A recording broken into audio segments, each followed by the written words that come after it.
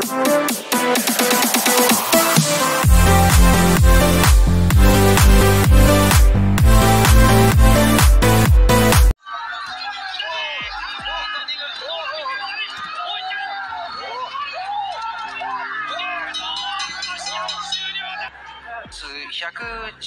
対109、ジャッジタウントブルームサムラン116対112、ジャッジジョセフ・グリウッド118対110、以上3対0をもちまして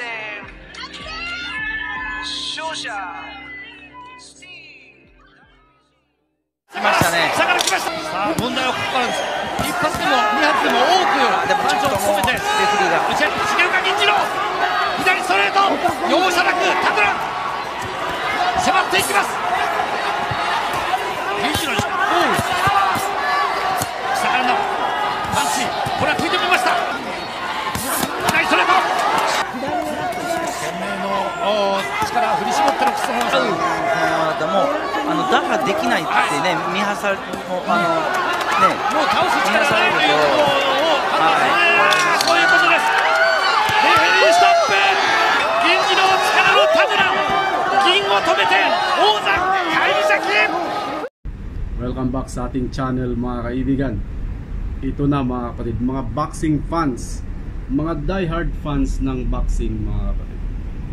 Posibleng maglaban ang dalawang Filipino boxing champion sa strawweight division, sina Melvin Jerusalem at Pedro Taduran mga kaibigan, para makuha ang Unified Championship belt mga kapatid. Dahil ang dalawang belt ay hawak ni Collazo mga kaibigan, WBA at saka WBO.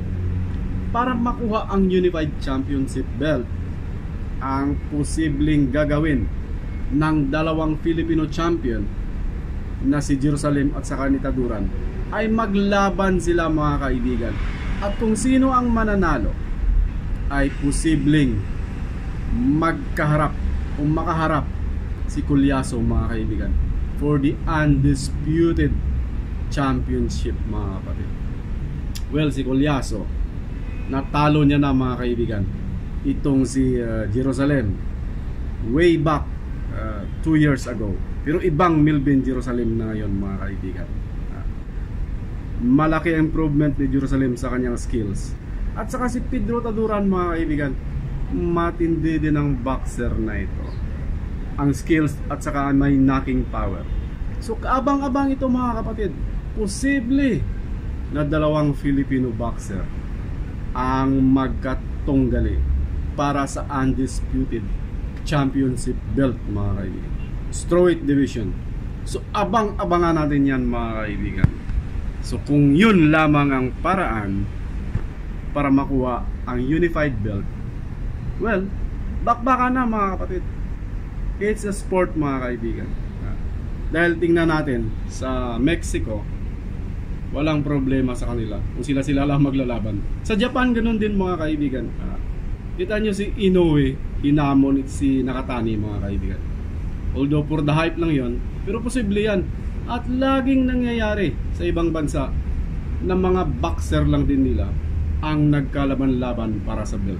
So tayong mga boxing fans mga kaibigan sa Pilipinas, huwag tayong masyadong emotional. Sports po yan mga kaibigan. Kung yan ang nararapat, so be it. At abang-abangan natin kung matuloy ang laban nila mga kaibigan. Thank you so much for watching and see you on our next video. Bye bye.